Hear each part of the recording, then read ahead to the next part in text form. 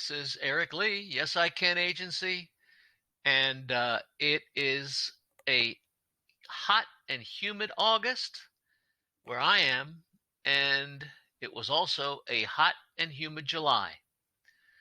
Today, I'd like to do a little sidebar of something, and it's not directly related to advertising and marketing, but it is related to doing business, particularly for entrepreneurs and small businesses. So often, uh, my Tuneup Tuesdays are inspired by something that happens to me or I participate in that I reflect upon and feel it's worth commenting on. And this Tuneup Tuesday is no exception. I'm part of an online discussion group about startup businesses, small businesses, entrepreneurs, advertising and marketing. And recently a question was posed on that forum. I am trying to figure out if I should work on Sundays. Does anybody have any thoughts? And as you can well imagine, there were lots of thoughts on working on Sundays, how you should work, what you should do. It depends on whether you have a brick and mortar operation or an online operation, myriad responses. But one of the responses that was offered really stuck with me, and I thought that I would share it with you because I just couldn't get it out of my head. And that response was from someone, and this is not being judgmental, it's just being observational. This individual said, look, as an entrepreneur, you're working 24/7. A Sunday is no exception. You've got to keep grinding out things until stuff gets done and you're successful. Well, I thought about that and I wanted to take a look at that. And I'm 74. And to put a little perspective on it, I live in a state that used to have what they called blue laws. And for the most part, and this is really old stuff. I mean, this is old school. You could not do business on Sundays. In my state, you can't even have your car dealership open on Sundays by law anymore. But anyway, these blue laws even included sports. I mean, you couldn't play baseball or football on Sundays. And then as we went into the 1950s and 60s, these blue laws, as they call them, were modified so that a lot of the pressure and prohibitions were removed until a point now where most places that provide goods and services can be open on Sundays. But again, this individual's comment about, you got to keep pushing, Sunday is just another day, yada, yada, yada. And I'd like to discuss that for a minute because it is a symptom of I think, a bigger issue. So, I am a believer, and the good book says, and on the seventh day he rested. Now, even if you're not a believer and you're a secular person, you still need to put something in perspective.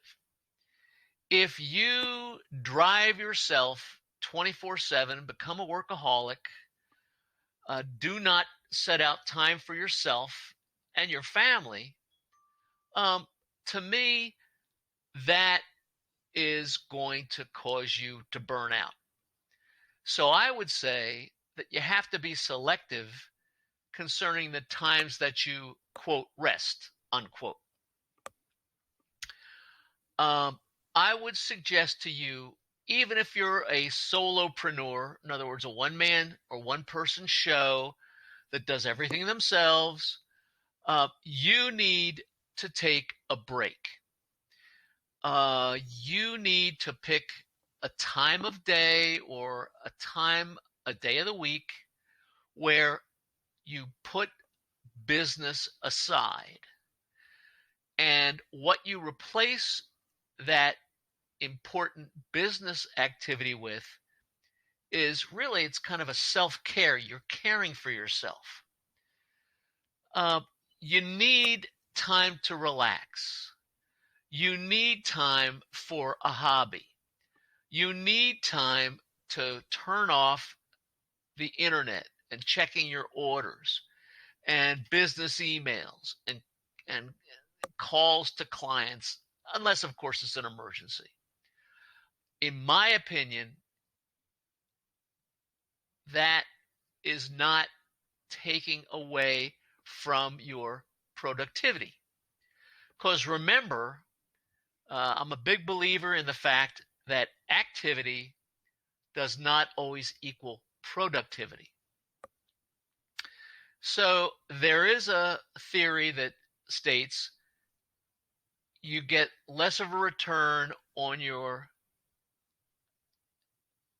productivity if you can't control your activity. So it's like a cycle of diminishing returns. The more you do, the less and less you get in return, until the fact that it's almost infinitesimal. So I would ask you to consider this month, if you haven't thought about this and you are a hard charging entrepreneur, I understand that, entrepreneurs work all the time. They work very hard, and hopefully they're rewarded for their hard work. But there is a point that you have to stop sacrificing your personal well-being and your family's well-being. During the Vietnam era, I was a pilot, and because of the necessities of my job, I spent a lot of time away from my home. And that means I spent a lot of time away from my wife and my young 1, 2, or 2 and 4-year-old children. And because I physically could not be with them, it was amazing when I got home what my children had achieved or progressed or what have you. And to use that analogy into the business world, you need to set out time for yourself and your family, because you need to relax. You need to be with your family. They need you. And like my family, I could not get that time back. You can't get the time back that you overwork. You can't see your children ride their bikes without trainer wheels for the first time. You can't get that back. You can't see your mom's 50th birthday or 100th birthday again. You cannot celebrate your wedding anniversary again until the next year. So I'm just saying, it's really important, in my opinion, to not work 24/7, 365, because that time is precious, and when it's gone, it's gone.